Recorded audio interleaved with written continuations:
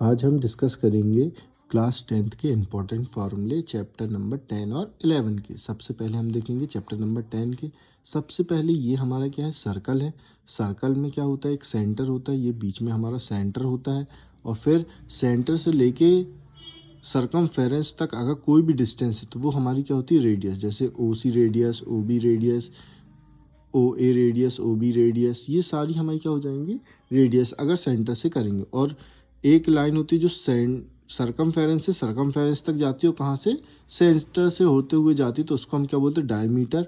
और फिर एक हमारी होती है कॉर्ड, जो क्या होती है, सेंटर के अलावा जो सरकमफेरेंस से सरकमफेरेंस को टच करती है, उसी को हम क्या बोलते हैं, कॉर्ड बोलते हैं। और एक होती है हमारे पास टेंजेंट, जो क्या होता है, हमेशा कोई भी सर्कल को टच करती हुई जाती है, एक पॉइंट से टच करती हुई जाएगी, तो हम उसको क्या बोलेंगे, टेंजेंट बोलेंगे। आगे देखते हैं, थ्योरम है इसमें। सबसे पहले थ्योरम 10.1, इसमें बोला the tangent at any point of a circle is perpendicular to the radius through the point of contact. मतलब इसमें बोला गया, अगर कोई एक सर्कल है, उसमें एक रेडियस है और वो टेंजेंट के पॉइंट से जा रही है, तो उसका जो एंगल होगा वो हमेशा क्या होगा, वहाँ पे 90 डिग्री बनेगा। कितना बनेगा, 90 डिग्री फॉर्म्ड करेगा। अब हम दूसरा देखते हैं, तो the length of the tangent drawn from an external point to a circle is equal. मान लेते हैं ये हमारा क्या है, सर्कल है, उसमें कोई एक एक्सटर्नल पॉइंट है P, जहाँ से दो टेंजेंट जा रहे हैं, PQ और PR।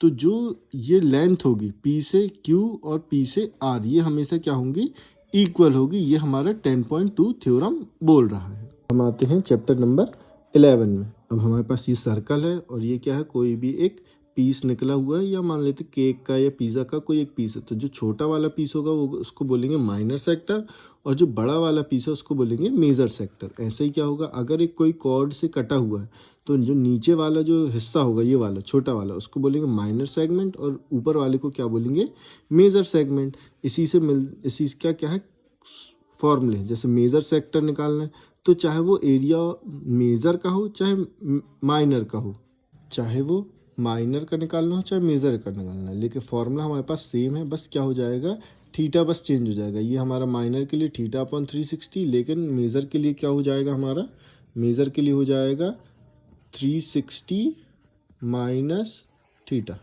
ये हो जाएगा मेजर के लिए। बाकी हमारा क्या है, theta upon 360 pi r square ही रहेगा। फिर लेंथ ऑफ अ सेक्टर, कोई एक लेंथ है, मतलब मान लेते हैं यहाँ से ये लेंथ निकालनी है इतनी, तो उसका जो फॉर्मूला होगा वो क्या होगा, थीटा अपॉन 360 2 पाई आर। क्या होगा, 2 पाई आर होगा हमारा लेंथ ऑफ आर्क हो जाएगा। अगर हमें सेगमेंट निकालना है, तो सेगमेंट निकालना है, अगर हम इसको ऐसा ड्रॉ कर दें,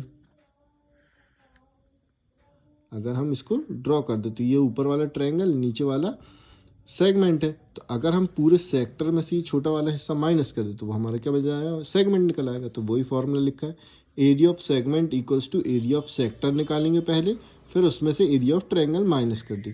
अब ट्रायंगल के भी क्या होंगे, 2-3 फॉर्मूले होंगे। अब कौन सा ट्रायंगल वहाँ पे बन रहा है, अगर क्या बन रहा है, इक्विलेटरल ट्रायंगल बन रहा है, अगर क्या बन रहा है, इक्विलेटरल ट्रायंगल बन रहा है, तो उसका एरिया का फॉर्मूला क्या होगा, √3/4 साइड स्क्वायर होगा। अगर वहाँ पे राइट एंगल ट्रायंगल बन रहा है, तो क्या हो जाएगा formula, half base into height. और अगर तीनों साइड बस अलग अलग हैं, तो हमने जो क्लास 9th में पढ़ा हुआ है हीरोज फार्मूला, उसी का हम लगाएंगे, S=A+B+C/2